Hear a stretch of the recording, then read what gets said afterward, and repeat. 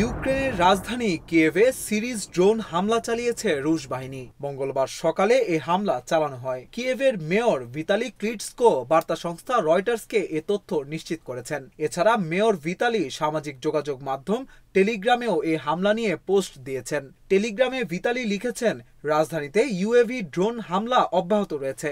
বিভিন্ন দিক থেকে ড্রোনগুলো শহরে প্রবেশ করছে। আমাদের বিমান প্রতিরক্ষা বাহিনী হামলা প্রতিহতে কাজ করছে।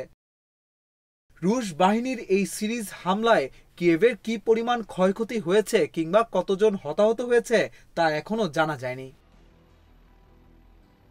এর আগে গত বুধবার যুক্তরাজ্যের তৈরি দূরপাল্লার স্টর্ম শ্যাডো ক্রুজ ক্ষেপণাস্ত্র দিয়ে রাশিয়ায় হামলা চালায় ইউক্রেন। এছাড়া আমেরিকার দেওয়া দূরপাল্লার ক্ষেপণাস্ত্র দিয়েও রাশিয়ায় হামলা চালিয়েছে ইউক্রেন বাহিনী। পশ্চিমাদের দেওয়া অত্যাধুনিক অস্ত্র দিয়ে ইউক্রেনের এসব হামলার ব্যাপারে মস্কো তাৎক্ষণিক কোনো মন্তব্য না করলেও কয়েকদিন পরই কিয়েভে হামলা জোরদার করল রুশ বাহিনী।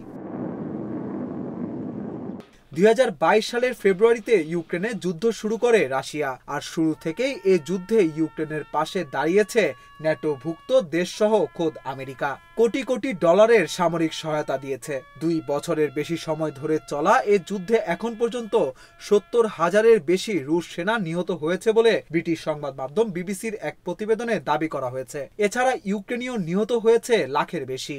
বেশ কয়েকবার যুদ্ধবিরতির উদ্যোগ নেওয়া হলেও শেষ পর্যন্ত তা আলোর মুখ দেখেনি, বরং সময় যত গড়িয়েছে যুদ্ধের তীব্রতা তত বেড়েছে।